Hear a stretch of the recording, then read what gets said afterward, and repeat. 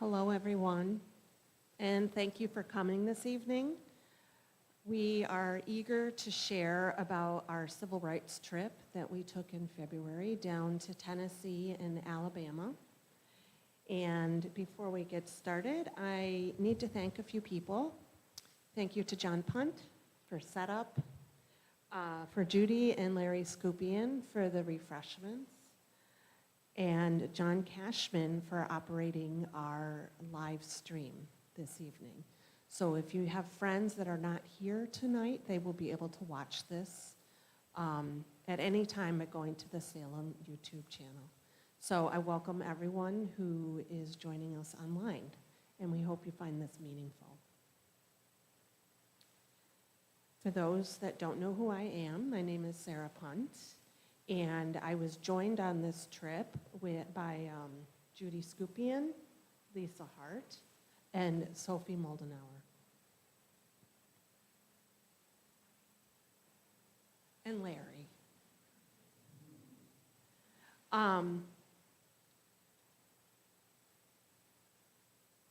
So on this trip, we saw a lot of sights. And this trip was sponsored by the Wisconsin Conference of the United Church of Christ. And we were also joined by a handful of pastors and members from the Minnesota Conference as well. So it was a very interesting and diverse group, diverse experiences. The Minnesota pastors were in the midst of the ICE presence in their cities, and so they were, they'd been marching and doing all that at home, and they didn't feel that they should leave home. They felt like they needed to be there, but then they felt like they had to go. And so it was a very interesting part of the trip for us. So as you can see,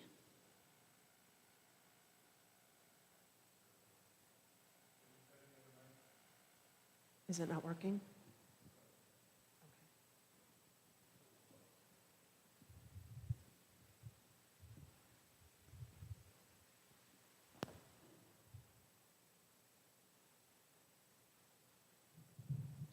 Is this better?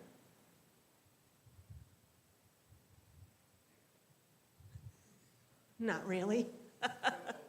It's still buzzing.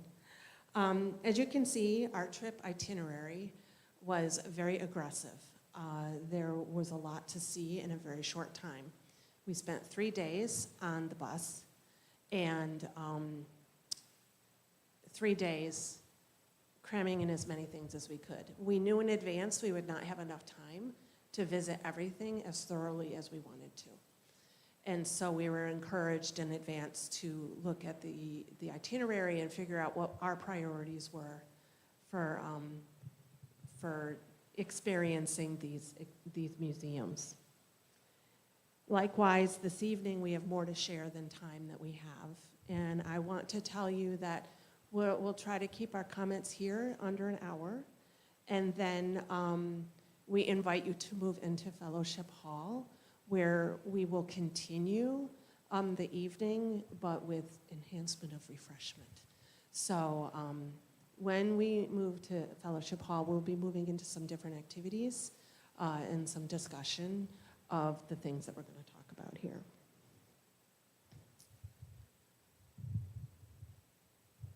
So as we go through our reflections, I want everyone to not think of these as historical events that happened in the past. Listening to our stories, I want you to think about how they correlate with current events and where you see parallels. I personally have found that the civil rights movement is where my theology and political ideology intersect. During our reflections, please note that any political opinions that emerge are our own. We're not expecting you to agree with us or jump on board, but we cannot honestly share our experience without some of the political undertones coming out. And I don't want to make anyone uncomfortable, but we all have things that we feel called to do as a response to the trip. And also, in the light of current events, the parallels of what's going on with what we were learning about happened. We couldn't ignore it. My personal goals for this trip was to visit sites that I've always wanted to see and expand my understanding of racial issues in this country. My goal was to collect ideas from the 1960s movement to direct my personal response to the present day situation. The first museum we visited was the National Civil Rights Museum. This is at the Old Lorraine Motel, which is where Martin Luther King Jr. was assassinated.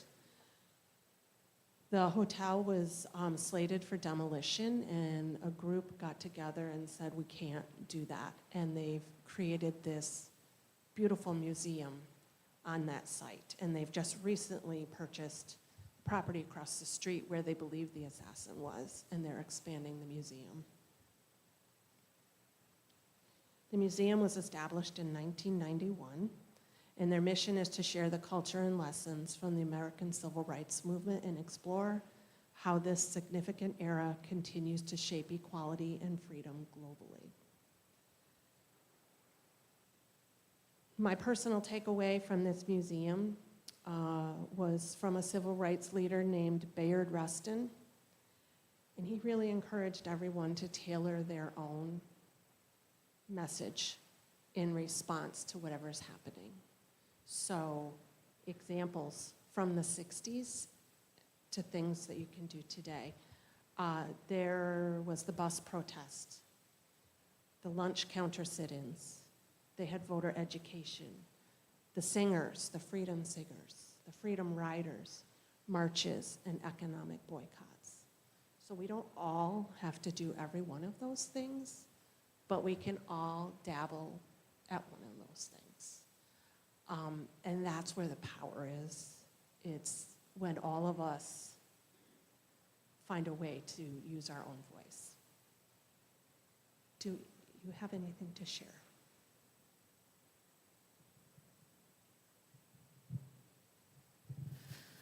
So for me, this was the second time I had been at this museum in about a year. And this time, I was glad I'd been there a year ago because we did not have a lot of time. So I knew what was coming up, and I could encourage people if they wanted to see certain things to move along. But I did find that I had a different experience this time. Some of the things that I reflected on and became aware of were different. One is there's an exhibit where you get on the bus and they have a statue of Rosa Parks sitting toward the front of the bus. And you get on, and when you get on, it triggers the bus driver to yell that you need to move to the back of the bus. And it's really the harshness of the tone and everything really kind of brought to life. And then the other thing I would say was I had never really thought, I mean, I knew about the bus boycott, but thinking about the ways it affected people and what they were willing to risk. They were walking, some people were walking 7 to 10 miles to get to work every day. And so in some cases, they didn't get to go back and forth to work. So they would only see their families at the beginning of the week and the end of the week. But it was something that was worth it to them to take that risk to stand for what they believed in. And then I found it interesting too that, they didn't want certain people on the bus, but then when those people weren't on the bus, that created a lot of anger, and they wanted to force them to ride the bus. So I just found that interesting.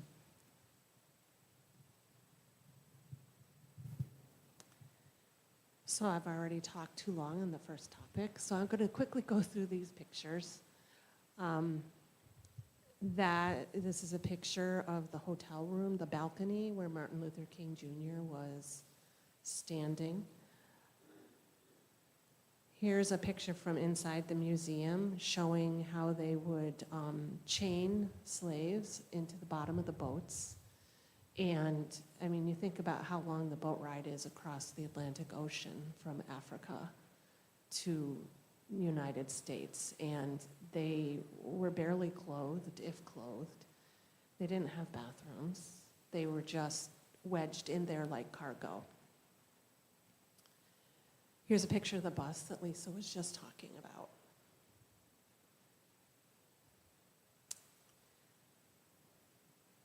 The next thing we went to visit, we went down to Birmingham, and I put this map on here. I always think when you go visit places, it's important to understand the geography of where you're going. Birmingham is right there. The microphone is interfering with the TV. And Montgomery is down here. Selma is right over in here. So those are the 3 locations that we visited in Alabama. Alabama also had the nickname of Bombingham. This was a sign from one of the museums. There were Jim Crow laws in Alabama. When the slaves were emancipated after the Civil War, what communities did is they enacted Jim Crow laws, and these were laws that made arbitrary rules for what black people could and couldn't do.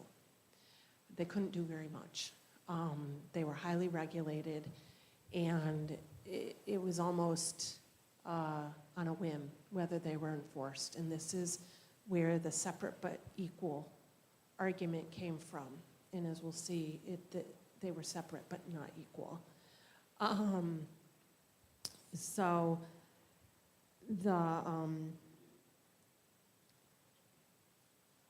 and the Jim Crow laws also led to the insurgence of paramilitary groups like the KKK. The KKK is not the only group, but it's one of the ones that's most recognizable from its name. KKK is still very active, and it was something that the locals talk about and said you have to be aware all the time. So this is not history in the past.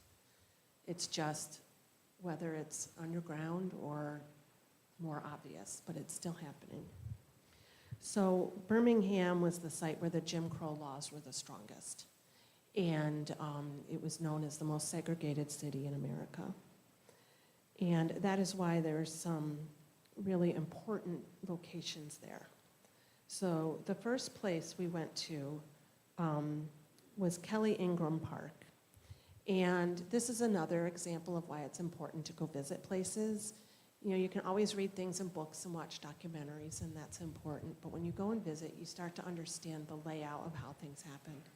This green square is the park. And right on the corner of the park is where the 16th Street Baptist Church is. And that's the church that was bombed on a Sunday morning with 4 little girls that were killed.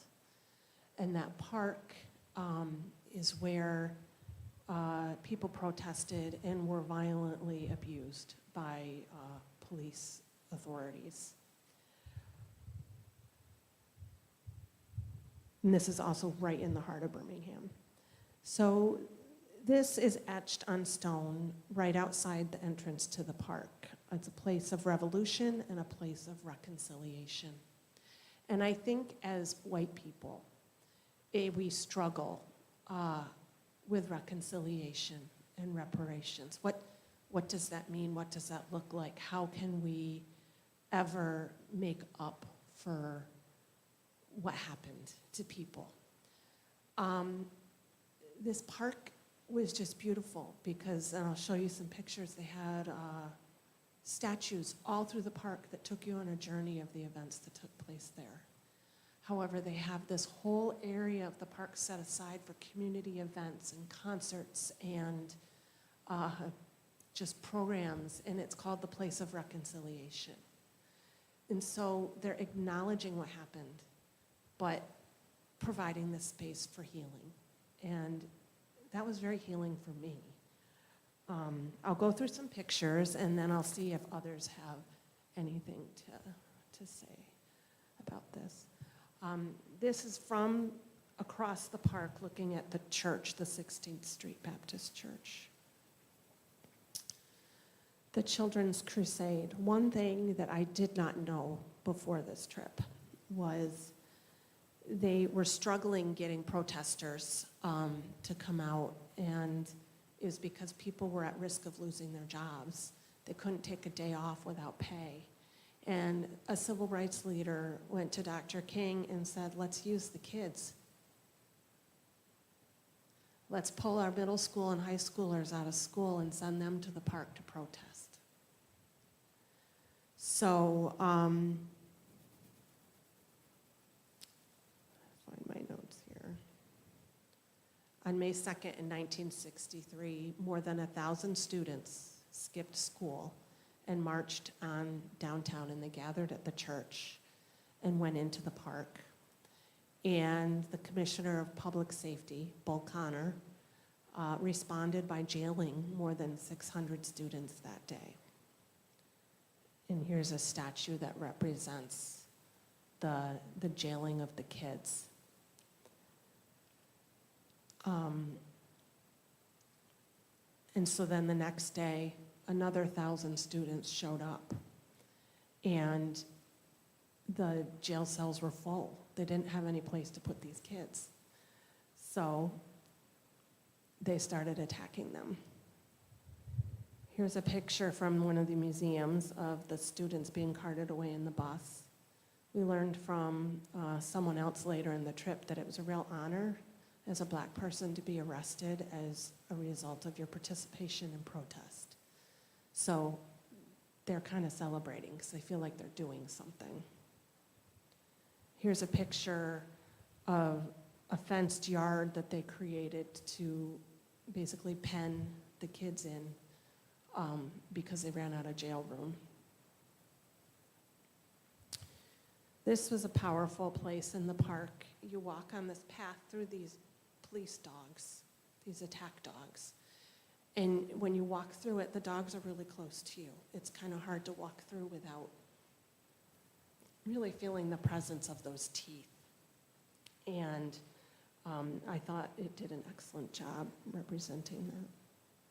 And that's a close-up. This is an image of how they use the fire hoses against the kids. These fire hoses cause a lot of damage. If you ever power washed your house, you know how strong that water is. Here's actual news footage. And this was kind of a turning point because this was putting this in the public eye. It was putting it in the newspapers all over the world that this is how we're treating our children in a park. That didn't sit well. And here's a statue representing the 4 little girls that were killed in the church. And on the bench, there were 7 pictures. And I was confused at first because I knew of the 4 little girls. One of the pictures is for a 5th girl who survived and is still alive today. And the other is of 2 little boys that were killed that same day through paramilitary attacks. So one boy was riding his bike down the street and was killed for no reason. And another boy, I think, was probably stealing something at a gas station and he was killed. So they honored all of them. Does anybody else have anything about the park?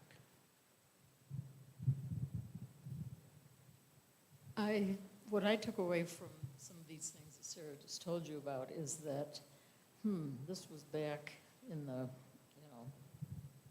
60s or, but, how many years have passed since then?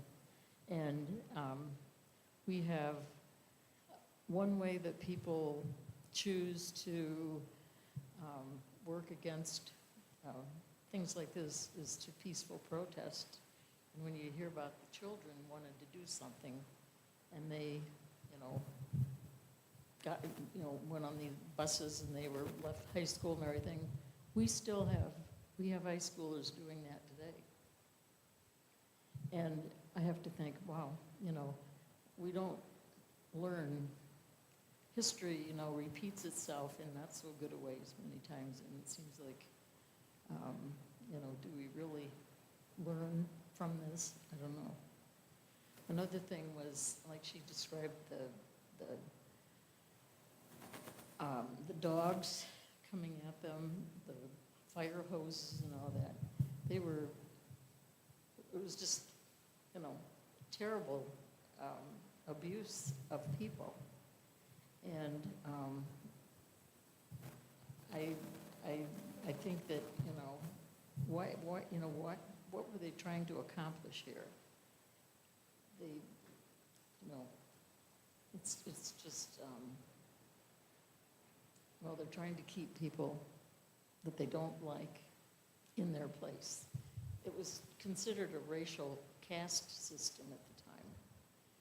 And when we learned about, this was during the Civil Rights era. This was not when people were still enslaved and beaten and forced to labor all day long, but they still were being abused. And we'll talk about another museum, but there were, during the when the KKK was trying to control these people, all these horrible lynchings and everything. We'll talk about that later. And then Jim Crow, when they still couldn't, go into certain restaurants, and they couldn't they only could use their the water fountain for the blacks. They couldn't go into public, they couldn't vote. There were so many things that just because of the color of their skin, they were being, treated like subhumans, really. And seeing those dogs, how they attacked them, how they shot the fire hoses at them, it was just so cruel.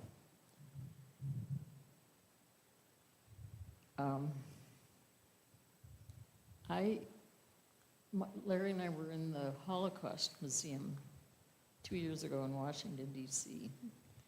And we'd never really been there before. We were there almost a full day when we came out. I think about how we felt that day, and after seeing a lot of the things that we saw here so graphically, the dogs right at the, where you walk and you kind of cringe because you're so close to them, and you see the fire hoses or not the fire hoses. It just makes one shudder and think about, what we did to a people. And no, the Holocaust people were not black, but they still were prejudiced. They were trying to eliminate them for, another, I say, for greedy reasons, for white supremacy. That's my takeaway.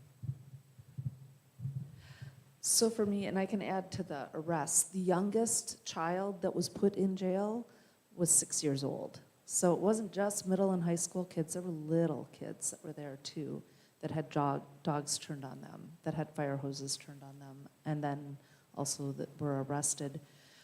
But as I walked through the park, I just kept thinking about the fact that so often we hear the narrative that the people who are protesting are violent. We hear the narrative, looking back at the civil rights era, that the people who were protesting then were violent. And the reality is, it was a nonviolent, peaceful movement. The violence came from the oppressors. And when we look around the room, it was people with skin color that looked like ours that were the violent ones and were the oppressors. And I also was just reflecting quite often on the fact that that seems to be the case still today in too many cases.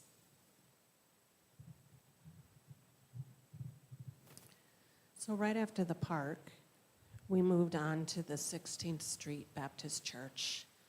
And this is a picture of the church just from I was standing at the or Franz was standing where that statue of the four girls was and turned around, and you see the church across the street. It's a beautiful building.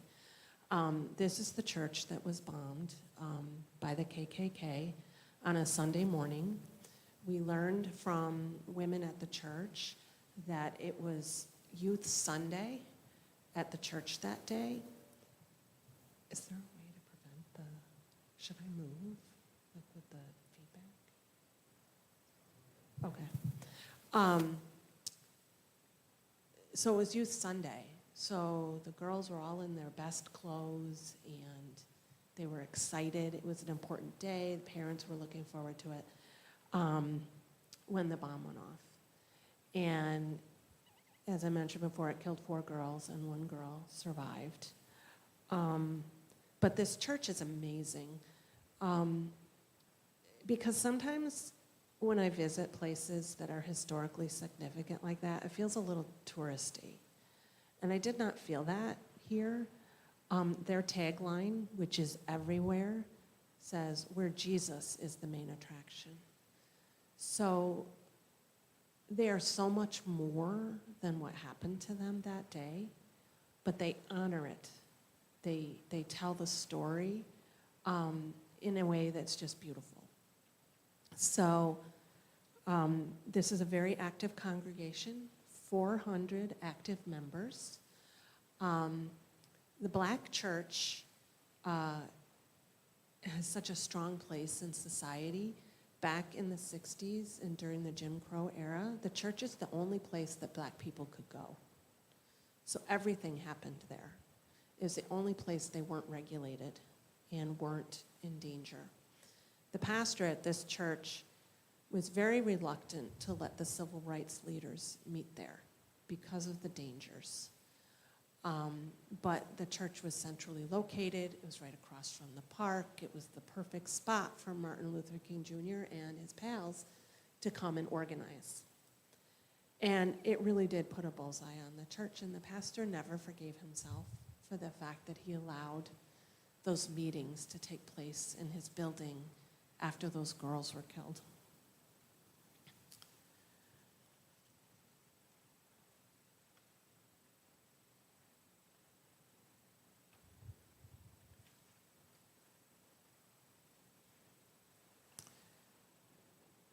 So here's another picture of the church, just from the front. It's just a beautiful building. It's fully restored now, but they definitely honor what happened. This is a stained glass window in the back of the sanctuary that was given to the church by the Welsh government. So again, like the protests in the park where children were being hurt, these were 4 little girls that were killed on a Sunday morning at Sunday school. The rest of the world did not look very favorably on this and really rushed to the aid of this church to help them rebuild. So this stained glass window was one of the gifts that was sent to them. And it's a picture of a dark-skinned Jesus. We noticed when we got in there that all the, I assumed we'd go in there and all the Jesus pictures would be dark-skinned. They were all white-skinned. And I was curious about that, and then somebody in our group asked about that. This Jesus was their first dark-skinned Jesus. And if you notice, his one hand is pushing away, and that hand is pushing away the evil, pushing away the oppression. And the other hand is open and reaching. And that's the reconciliation, reaching out for healing. Does anybody have anything to say about the church? The one thing that really hit me when we were at this church, I mean, it was a very powerful experience to be there, but the bombing took place in September of 1963. And not to age myself, but I was born in September of 1968. And the whole time that I was there, I kept thinking, this happened just 5 years before I was born. And that, I mean, now it seems like a long time ago. But when you think of slavery and the education we get about that, to realize that things like this were taking place in our lifetimes, or just before our lifetimes, that's really powerful and disturbing.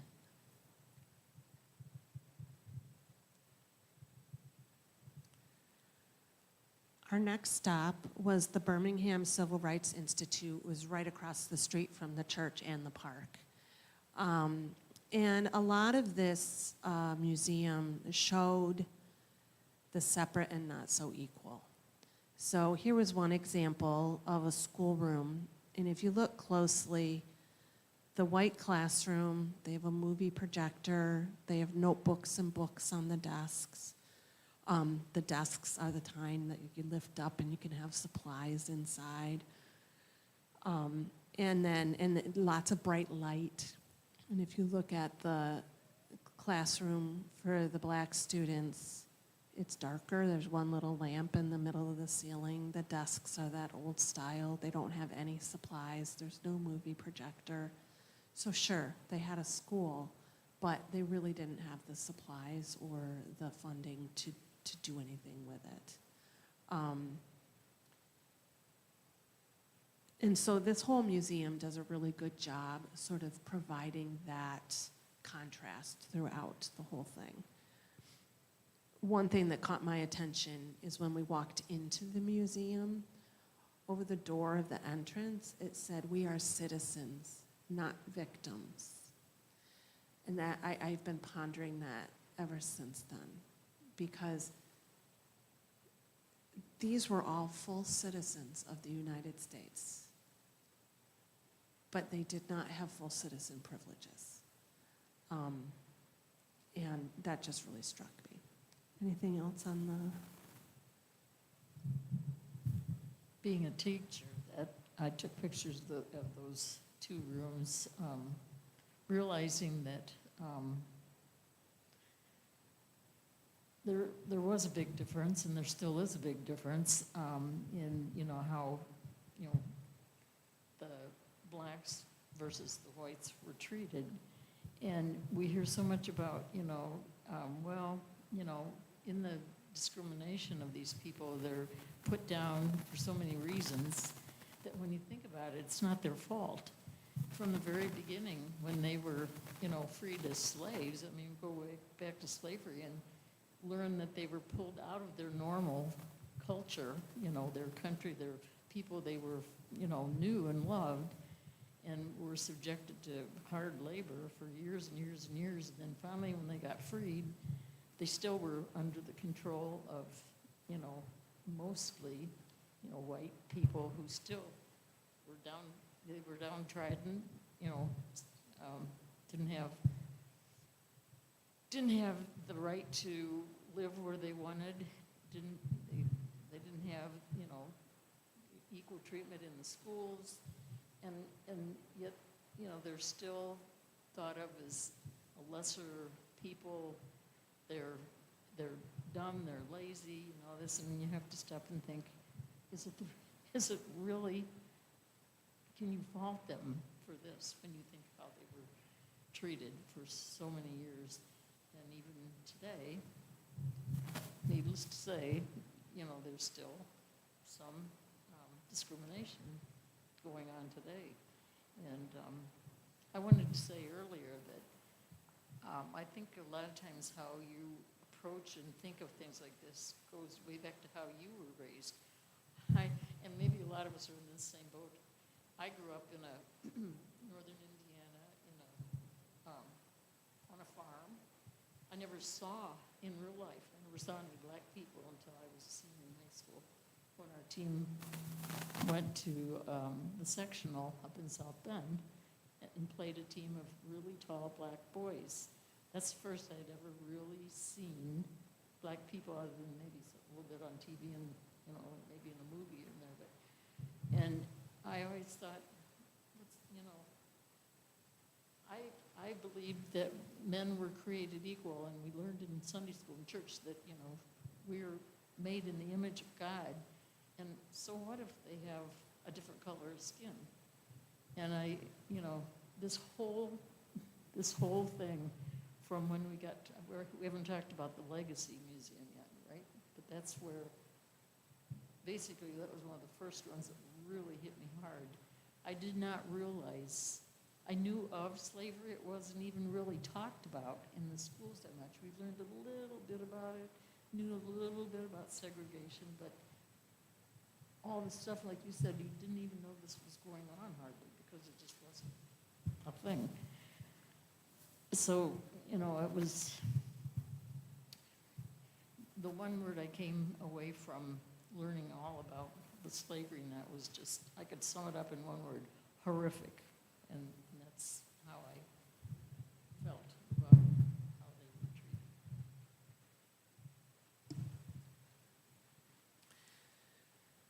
Our next stop was Selma, Alabama. I think a lot of us are familiar with Selma because of the movie that came out, Selma.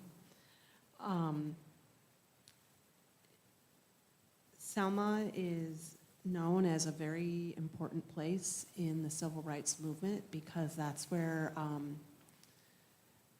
Dr. King was working on voting rights. So black people were full citizens and they had the right to vote. With Jim Crow laws, they were being prevented from registering to vote. So we went to Brown Chapel AME Church, and that is where a lot of the civil rights leaders were gathering. And this is Joyce. I did not know we were going to meet Joyce. And when she started talking, you know, I just couldn't believe it. She's a survivor of Bloody Sunday. And that's the day that the protesters were walking across the Edmund Pettus Bridge in Selma to march on Montgomery to secure their voter registration. Hearing from an eyewitness is incredible. And she spent time with Dr. King. She spent time with Malcolm X. And it was really compelling hearing her story. I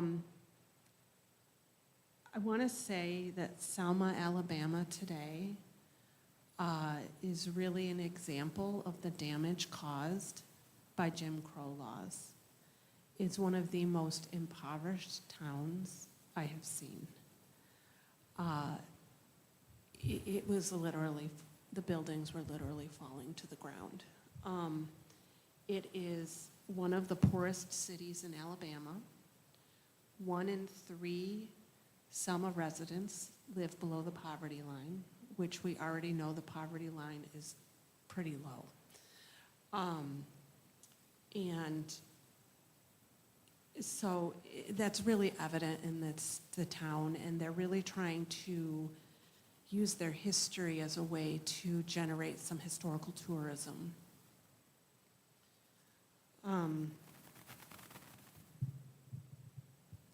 Joyce talked about her mother didn't want her and her sister participating in protests, but then her mother got disgusted that she couldn't register to vote, and so she was kind of like, we're going to go get Mama the right to vote. And her sister was arrested on Bloody Sunday and spent the night in jail. Joyce said she was disappointed she was never arrested. It's quite a badge of honor, apparently, for black people to have been arrested in the civil rights protests. But her sister's experience for that night in jail permanently changed her to the point where she can't even talk about what happened to her that night. And so that was interesting to hear that account. The AME church that we were visiting, we were not able to go into their sanctuary. The church had water and termite damage just from disrepair, and they've been working on construction for over 7 years. And when I got home and I was researching about the economic statistics of Selma, you really understand why it's taking them so long to rebuild their building. So for 7 years, they've not been able to be in their sanctuary. She said at the time of the march, the protest march, only 2% of Black people were registered to vote. And I asked her what the percentage was today, and she said it was very high, but that the percentage of people that vote is very low. They are very apathetic. They don't feel like their vote counts. They feel like their vote matters. And so, you know, and she said that's an area that they probably need to really work with their young people and get them to the polls. But here's the bridge, the famous bridge. There's the indication of the national trail of going from Selma to Montgomery. There's a picture of me going across the bridge. It was kind of surreal walking across the bridge. It was a Tuesday afternoon, just an ordinary day. Walking in this historic place, thinking about what happened to people there. And it was kind of surreal. People going about their business and just thinking about people that were just fighting for their basic right to vote. Selma?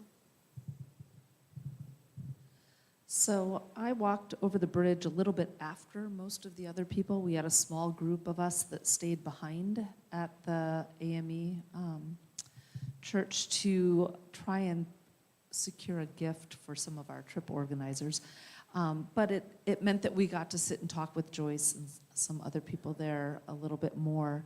And one of the things that she shared with me, and then also one of the people that was helping guide us at the 16th Street Baptist Church, one of the things that they kind of said similar things, but their concern about what they were seeing happen in our country today was taking them back to what had happened then.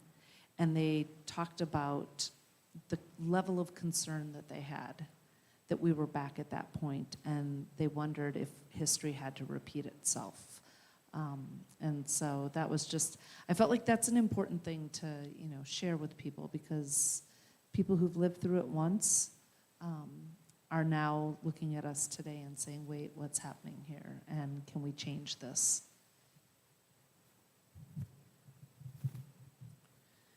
The Legacy Sites is a museum system in Montgomery, Alabama. And it was spearheaded by Brian Stevenson. Some of you may recognize his name as a famous author. He wrote the book Just Mercy. He's a civil rights attorney, and he does a lot of work with the Southern Poverty Law Center. And I saw a recent interview with him, and he basically said that with the government repealing some of the museum exhibits in some of the museums right now, that they've been told they can't talk about slavery in museums, and they can't, and they're taking plaques down. He has publicly said, not on my watch. We are here to tell the story. And this museum was incredibly powerful. It's got 3 parts to it. The first is the actual museum, which I did not spend very much time there at all because I knew I wanted to get to another part of it. And so I'll let the others talk about that. I spent the most time at the National Memorial of Peace and Justice, which is where this picture was taken. And then the third part of this is the sculpture park, the Freedom Monument Sculpture Park. So you have to take a shuttle bus to get between the different parts of the museum, and there's also a boat ride that you can take to get shuttled between one part of the museum to another. So if you ever go there, I recommend spending like 3 days, 1 day for each part, because it is an amazing experience. And I don't say that in, oh, wow, it was so joyful. It's very impactful. So at the National Memorial of Peace and Justice, you walk in and there's this statue, this sculpture. And it's, representing the bondage of the slaves. And then this next picture, Larry took. And I just want to give shout out to Larry for his artistic and what guided him. He zeroed in on one part of that statue. And it was a rainy day. And so it just looks like she's just weeping. I think that picture captures the essence of how the museum very well portrays the trauma that was inflicted on these people. The rest of this part of the museum has these metal, I don't know what they're called, but they're like columns, but they're rectangles. Every single rectangle represents a county in the states where lynchings took place. And every single column, every single county, it has the names of the people that were lynched on them. Over 4,400 people that we know of were lynched. And I say it that way because there were a lot of people that just disappeared. So they're not accounted for. On these columns, there are a lot of names that were listed as unknown. So they know somebody died, but they don't even know who they were. So that is sobering. So for each one of these columns, it represents a county, and on each column, it's just lists of names and dates. And you walk through it, and it weaves you. When you're first up at the top, you're walking amongst the columns. And then you get down to this lower part, and you're walking under the columns. And this is, it's haunting. And then at the very end, there's a wall of water that honors all the people who just disappeared. So all the nameless people, nameless to us, I believe that they were known. They were known to people. They were known to God, but their end was not recorded. Here is a saying that was on one of the walls. It was for the hanged and beaten, for the shot, drowned, and burned, for the tortured, tormented, and terrorized, for those abandoned by the rule of law, we will remember with hope, because hopelessness is the enemy of justice, with courage, because peace requires bravery, with persistence, because justice is a constant struggle, with faith, because we shall overcome. So, I was going to say something else. Oh, and one thing that Sophie mentioned this morning when we were talking at her church was they had little plaques on the wall that talked about why people were lynched. One of them was a black man walked behind somebody's wife in a store. So he was lynched. You know, it was very arbitrary. You looked at somebody wrong, or you looked at somebody for too long, or you walked across the street the wrong way. Like, it's just ridiculous what the rules were. This picture, it's not the greatest picture, but it's called Community Reckoning. And every single one of those stands and plaques represents a community that has engaged in a local remembrance and reckoning with the history of lynching in their area. So, and I think that's powerful because, again, as white people, how do we make this right? Sometimes the mere act of acknowledging that it happened can go a long way towards helping people heal. And so these are plaques of any community that has engaged in public reckoning. Any other comments on the legacy sites? I can speak to the museum because I went to the museum and spent it wasn't more time than I should, but enough that I did not get to all of the other legacy sites. I was at the museum, and then I was at the Memorial for Peace and Justice. But and I know they're building another one or two more, right? I think it's so you can put a full week in there. The museum, though, was incredibly powerful, and there's so much that was meaningful to me there that I can't even begin to give examples. The one that I will talk about is where they had an exhibit about families trying to find each other. And it was enslaved families after they had been separated by sale when slavery was outlawed. Then they made efforts to try and find each other. And what struck me about that was it reminded me of being in Germany and going to one of the Holocaust Remembrance Museums, where there was an entire exhibit of all of the different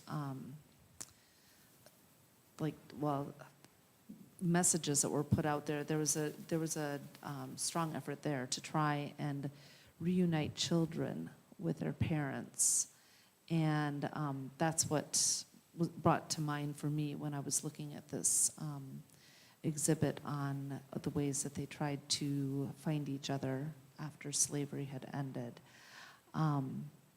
But throughout that museum, I mean, you walk in and the very first thing you walk into is an experiential exhibit on the transatlantic slave trade, where you feel what it would have been like in some ways to have been on that long ocean journey. That in itself was overwhelming.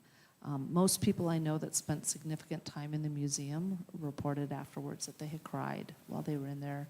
And I know I had one point where I was kind of standing and looking at something and crying.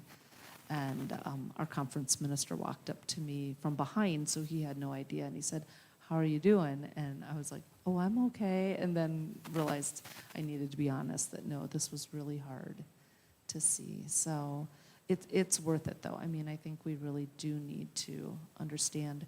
I also will say the care that the people who are working in that museum, I mean, every single person I saw that was working there was a Black person. And I kept thinking of how traumatizing and re-traumatizing this could be for them.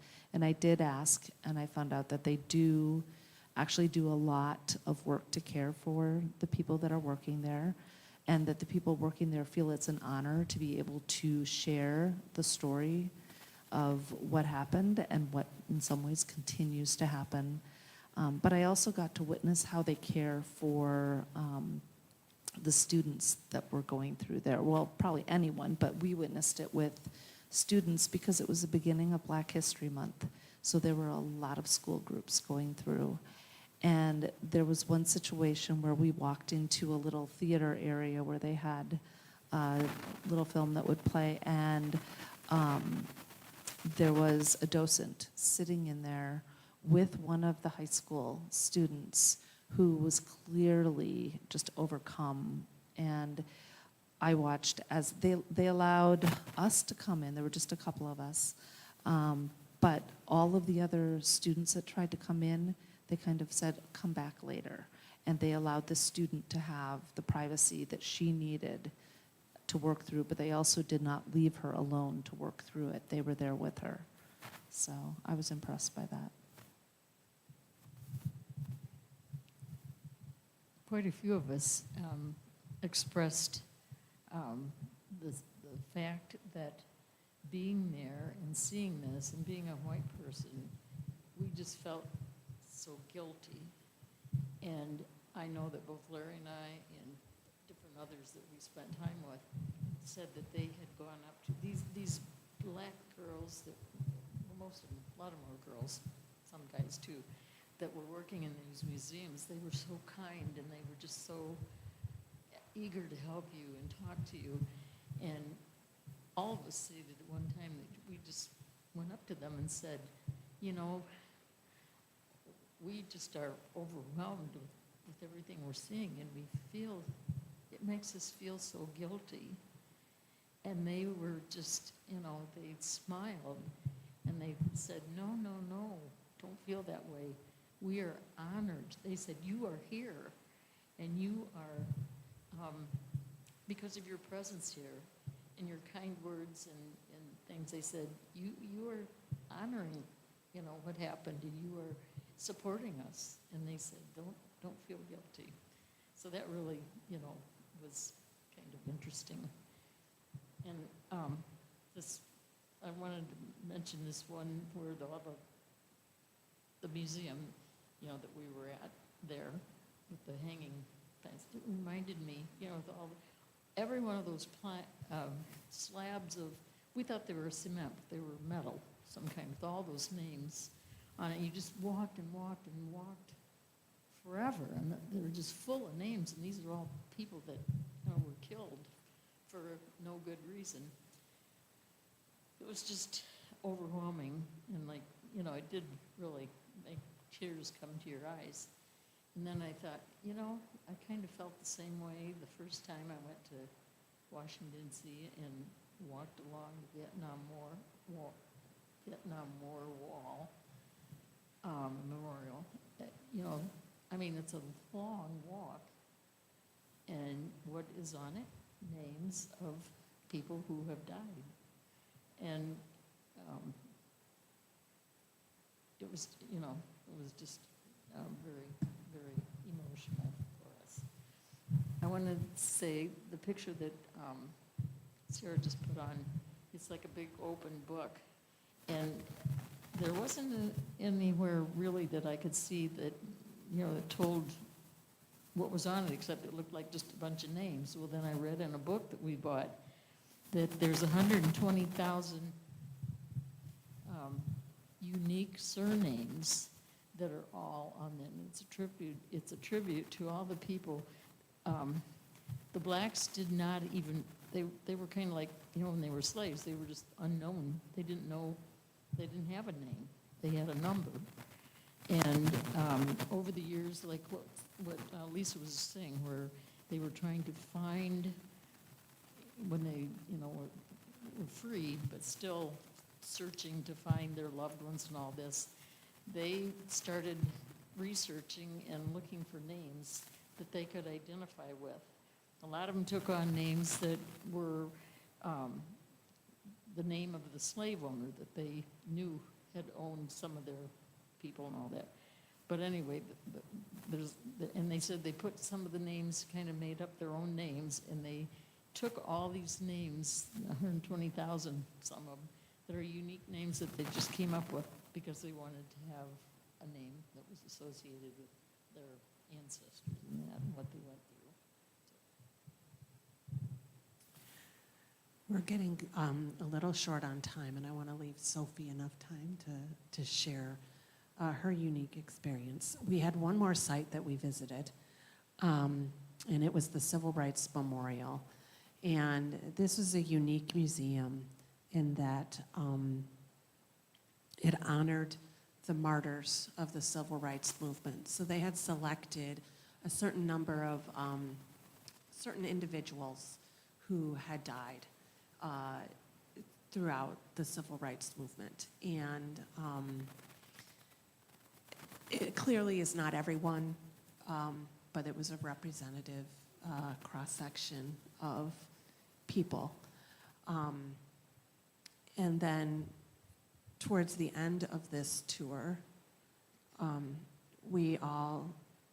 there was a pledge that we signed that it says, by placing my name on the wall of justice, I pledge to take a stand against hate, injustice, and intolerance. I will work in my daily life for justice, equity, and human rights, the ideals for which the civil rights martyrs died. And this is like a living pledge wall. So every 3 days, my name will cycle down this wall. So you're standing in there, it's floor to ceiling, and you just see names coming down the wall, and it's all people that pledged to take a stand. in one way or the other. Do you have anything for the civil rights? Okay, now I'd like to tell you a little bit about Sophie. Sophie is here in the United States from 1 year. Her home is in Berlin, Germany. She's working as an intern at a UCC church in Ripon and with the Wisconsin Conference, the UCC, and also spending a lot of time at the Boys and Girls Club, offering service there. She finished high school a year ago and is doing a year of service. Am I getting this all right?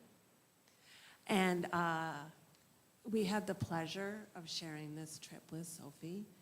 And with her German cultural background, she has a very unique perspective from this experience. And I was at her church this morning, helping her share this experience with her congregation. And she agreed to come and share her unique German perspective on going through these museums. Hello. I won't say like a thing to everything. I'm just gonna do like a summary in general. I really appreciate going on the trip. I did know like about like the civil rights movement and all those things because the church that I a part of in Germany is called Martin Luther King Jr. Church. So we have a lot of like things on our church wall that talk about the history. So I did know about him, and also like in history class we talked about it, but in history class, like at least that's what is still in my mind, is like a lot about the German history. We did a lot of field trips like to concentration camps and had a lot of field trips where we talked to witnesses.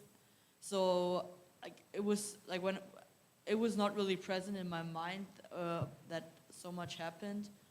And I mean, I can remember that in English class we read books, but I don't know, we read the books, The Hate You Give, and the book, it was called Dear Martin. Does anyone know that? Dear Martin.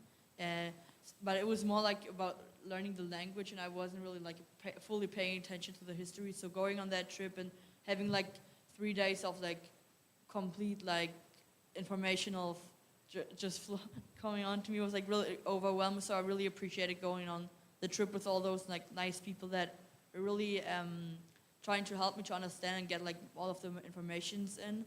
So it was a lot of information, and I don't want to compare any like really bad history with more bad history, but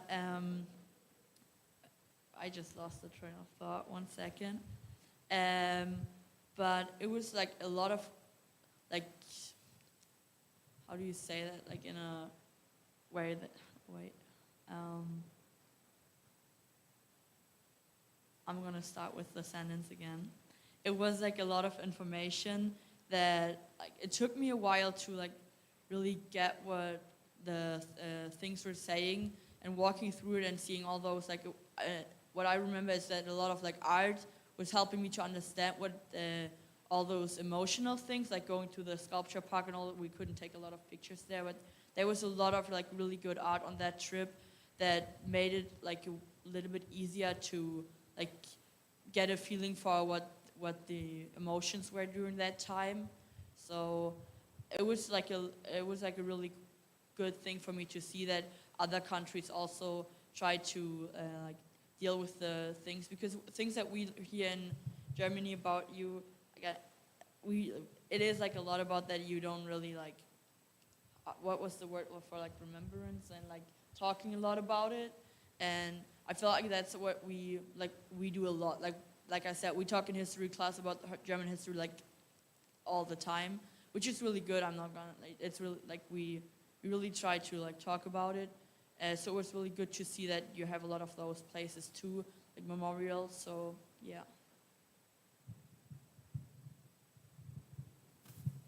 Thank you, Sophie. We still have more that we're going to do after, but the presentation portion is done, and we want to know if anybody has any questions. Where to start? I have put together my own list of resources and things that you can do.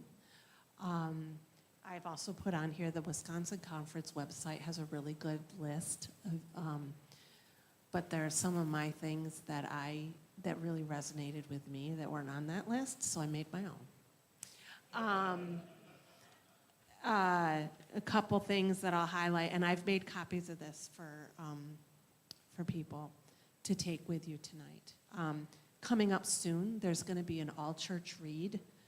It's going to be launching at the annual meeting in mid-April. And so if anybody wants to do a book group together to read, it's called Nice Racism, How Progressive White People Perpetuate Racial Harm. So it should be a good light read.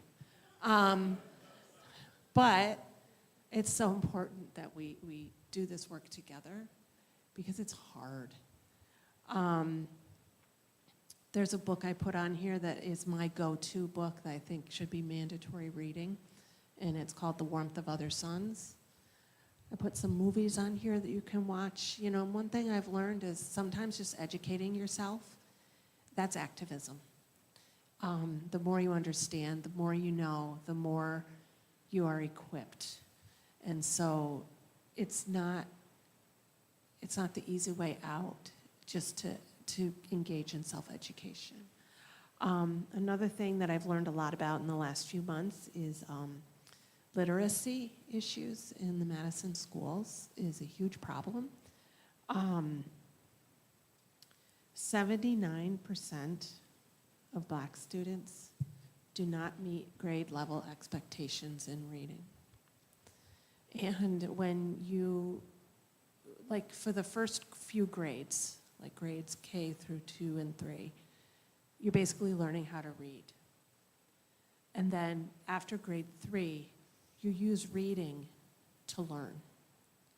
So if you don't master reading by the end of grade 3, you are behind for the rest of your school career. And this handout, I just put the statistics on here because they don't lie. And so becoming a literacy tutor is something that you can do. That's an action that you can take. You know, some people are participating in protests to protect civil rights. So anyway, I welcome that you take this and look at it if there's something that you want to do. If you ever want to watch a movie together at church, I've watched a couple recently that were really good. You know, again, let's do it in community and have discussion. Yes?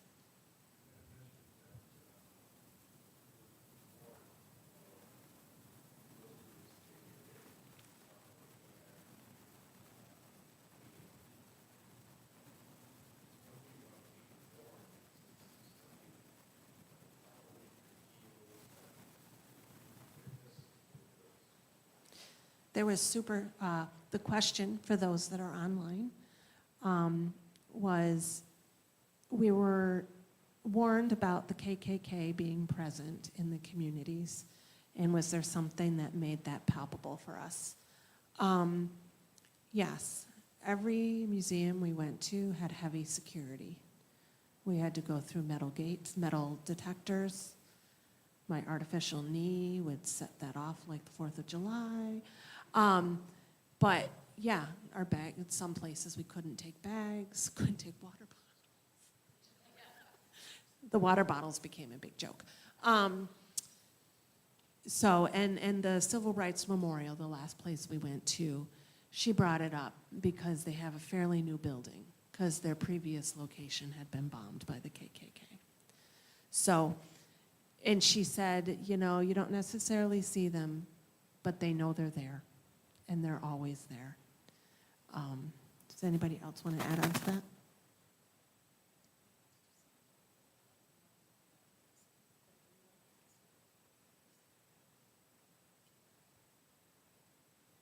Lisa thinks there was a KKK billboard. I will also say that the Alabama state flag looks uncomfortably close to the Confederate flag.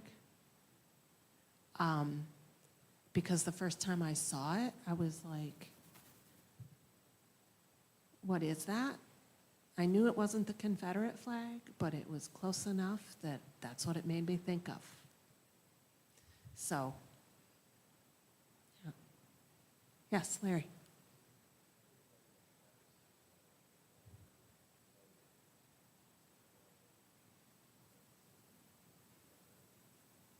The comment is Edmund Pettus, for whom the bridge is named in Selma, was a Confederate in some capacity. Yeah. Phil?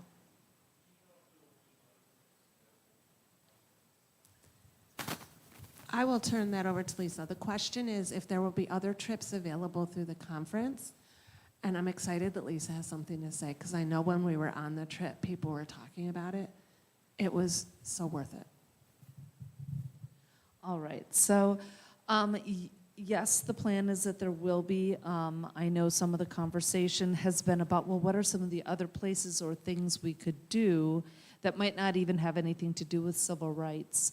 One of the things that I have talked with Franz Riegert about is the fact that I do think that we need to offer this particular trip or some rendition of it on, like every so many years. So it's, probably not every year, but so it's a regular basis so more people can actually experience it. So I staff our racial justice team, our racial justice ministry team. We just changed the name to Ed Ministry.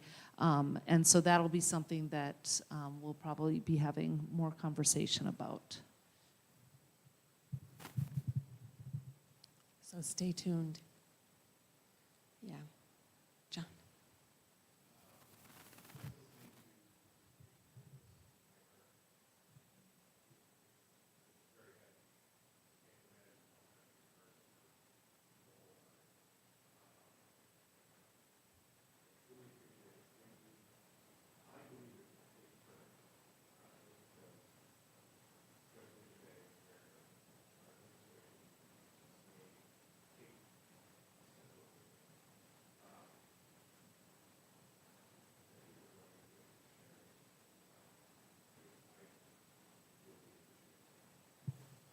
Thank you for that.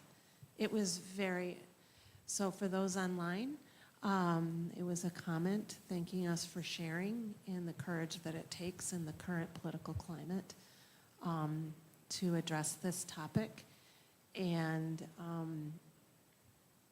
the appreciation for that opportunity. Yeah, impactful is the word that I use. It was a wonderful trip, but not because it was fun.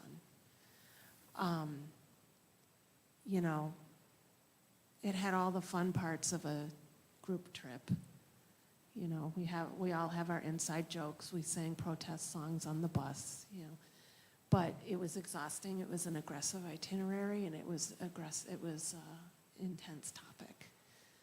But even though I factually knew a lot of the information, once again, going to the locations, talking to people, seeing that is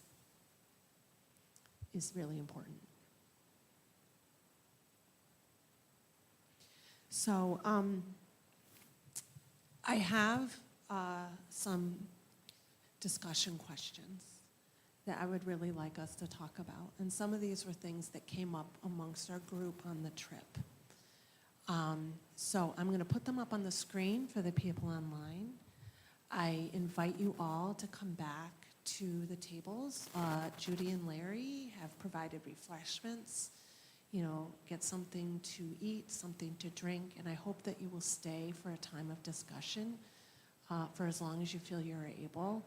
I don't want people to feel intimidated by the conversation, but I think these are things, that we're all thinking about, and I think it's important that we start talking about them. So please join us in the back. For those online, I will put the discussion questions up for you to look at home. And thank you very much.